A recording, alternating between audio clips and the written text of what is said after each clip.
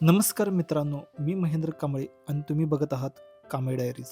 तर आज आम्ही जात आहोत नेहरू झूलॉजिकल पार्क हैदराबादमध्ये. हैदराबादची उष्णता म्हणजे काही खेळ नाही आणि त्यातच नेहरू झूलॉजिकल पार्कच्या तिकीटसाठी एवढी गर्दी. पण एक्साइटमेंट एवढा आहे की सगळं सहन करून आज जायचंय. तर नेहरू झूलॉजी पार्कचे एंट्री तिकीट प्रौढांना 100 रुपये तर लहान मुलांना 50 रुपये याप्रमाणे आहे आणि सफारी तिकीट 150 रुपये पर पर्सन आहे. सफारी सुरू होताच पहिल्याच क्षणी आम्हाला समोर बसलेला सिंह दिसला.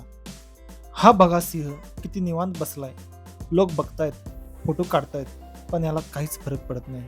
आणि पिंजऱ्यात समोर एक वाघ दिसतोय, थोडा सुस्त, हळू डुलताना. कदाचित उन्हामुळे थकलाय असं वाटते. सिंह आणि वाघ बघून आई आणि शौर्या दोघी जण थक्क झाल्या. आम्हाला सिंह बघून अजिबात कंटाळा आला नाही, पण बहुतेक त्यालाच आला आणि सरळ महाराज झोपी गेले.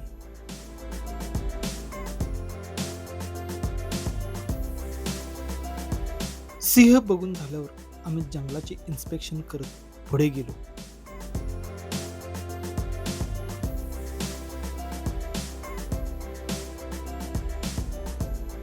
सफारीचे हे लोकेशन जणू एक छोटं जंगलच. चारही बाजूला दाट झाडं, नैसर्गिक वातावरण आणि प्रत्येक क्षणी काहीतरी नवीन पाहायला मिळतं. सफारीत ॲक्शन कमी पण नेचर फुल ऑन.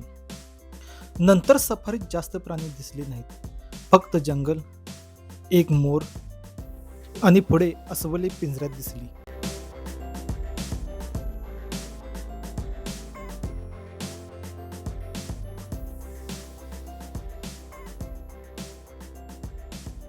सफारीचा रोमांचक अनुभव घेतल्यानंतर आता आम्ही वळलो झूच्या मुख्य भागाकडे, जिथे वेगवेगळे प्राणी जवळून पाहायला मिळतात.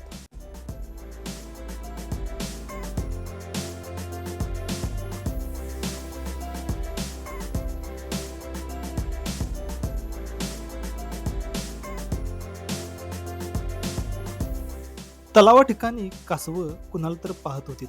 नंतर कळले ते एका माकडाला पाहत होती. झू मध्ये एकदम मजेदार सीन पाहायला मिळाला. एक माकड दोरी पकडून ओलांड्या उड्या मारत होतं, पण मध्येच संतुलन गेलं आणि खाली पडलं. आणि बाजूला छोट्या तलावातून कासव बाहेर येत होती, तर साहेब त्यांना हिसकावून पण लावत होते.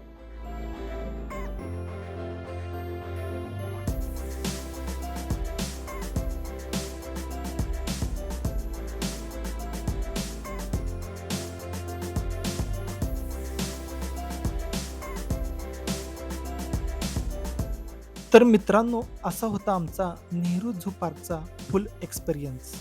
व्हिडिओ आवडला असेल तर लाईक करा, शेअर करा आणि चॅनलला सबस्क्राईब करायला विसरू नका.